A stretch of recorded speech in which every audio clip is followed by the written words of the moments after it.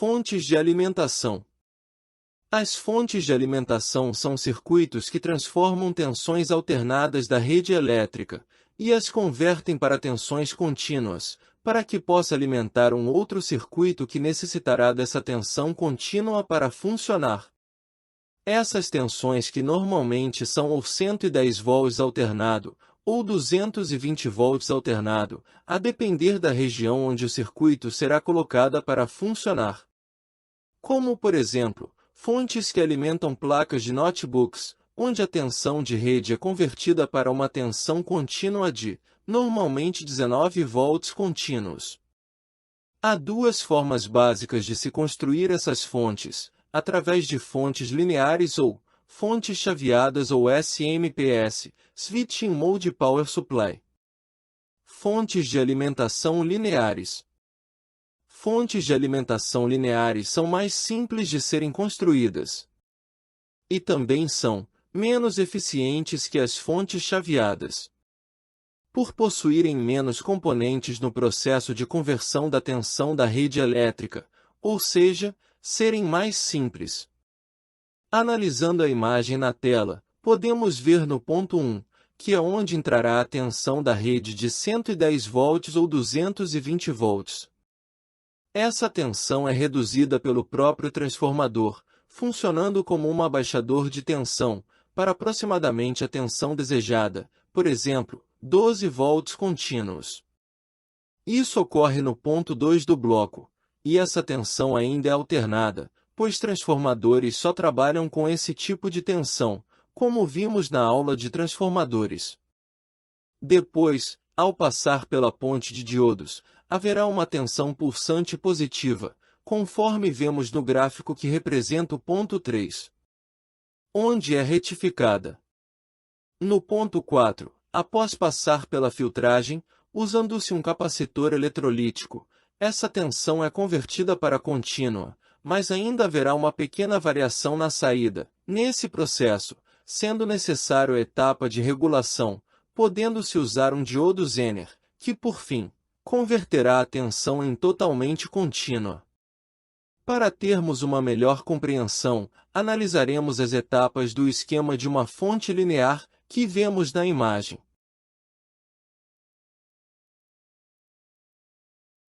A primeira etapa, abaixando a tensão da rede. A primeira coisa que ocorre, ao ligarmos a fonte na rede elétrica, é o processo de abaixar a tensão alternada para um valor próximo da tensão que se deseja na saída, através de um transformador abaixador de tensão.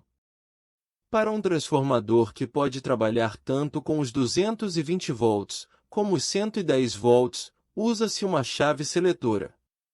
Você se deparará com um fusível de proteção, que é interessante usar com a mesma amperagem máxima que a fonte seja capaz de fornecer.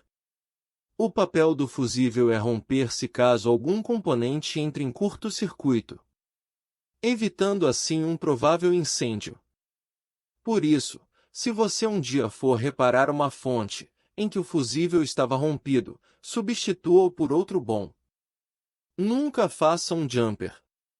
A escolha do transformador, ou trafo, como o queira chamar, deve ser feito de acordo com a tensão e a corrente que você deseja entregar na saída do circuito.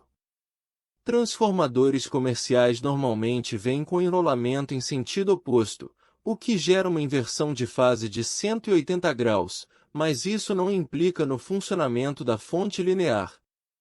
Retificação. É a segunda etapa do processo, em que a tensão alternada é transformada em pulsante. Isso ocorre porque a ponte de diodos converterá os ciclos negativos da onda alternada em ciclos positivos, fazendo que a tensão continue alternada, mas somente com os ciclos positivos. Poderíamos utilizar apenas 2 diodos, mas seria necessário um transformador do tipo center tap. Devemos usar diodos com a mesma capacidade de corrente e tensão em que a fonte irá trabalhar. Como funciona no caso da ponte de diodos, com 4 diodos? Chamaremos de D1 e D2 os diodos que estão acima e D3 e D4, os diodos que estão abaixo. Quando o semiciclo for positivo, a saída de cima, entre D1 e D2, D2 e D3 estarão polarizados diretamente. Sabendo que os diodos só conduzem apenas em um sentido, a corrente circulará por D2 e sendo bloqueado por D1. A corrente circulará pela carga e retornará por D3.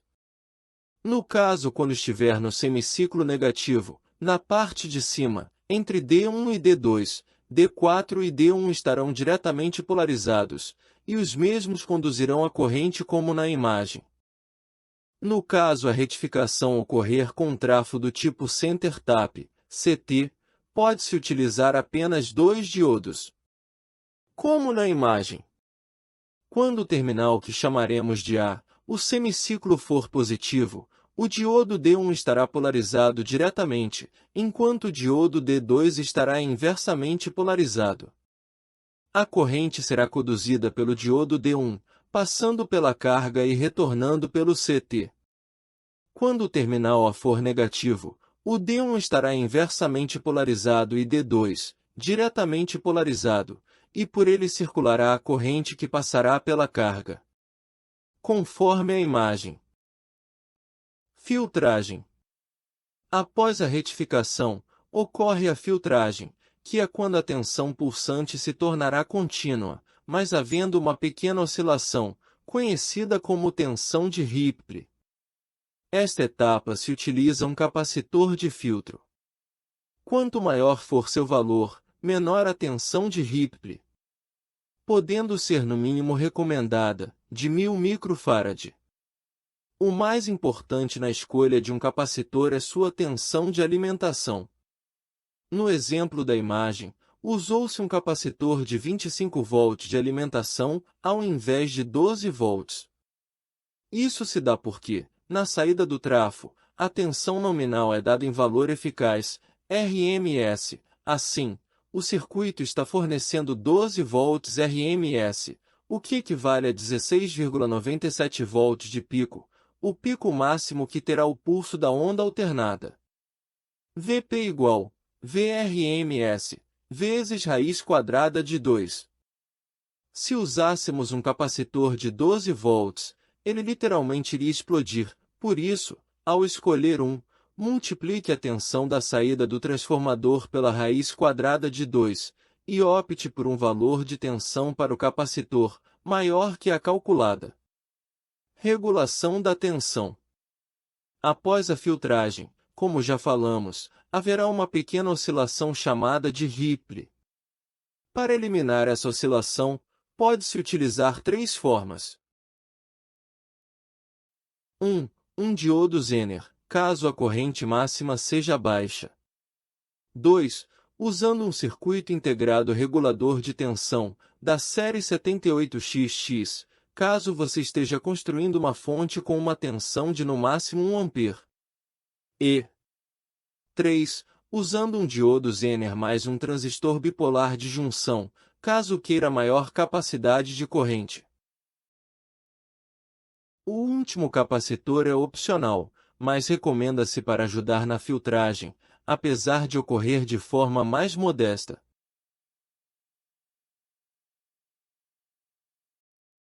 Então por hoje é só, pessoal. Espero que gostem do vídeo. Se sim, deixe o like para nos ajudar. Inscreva-se para acompanhar os próximos vídeos. Se possível, compartilhe com seus amigos. Um grande abraço e até mais!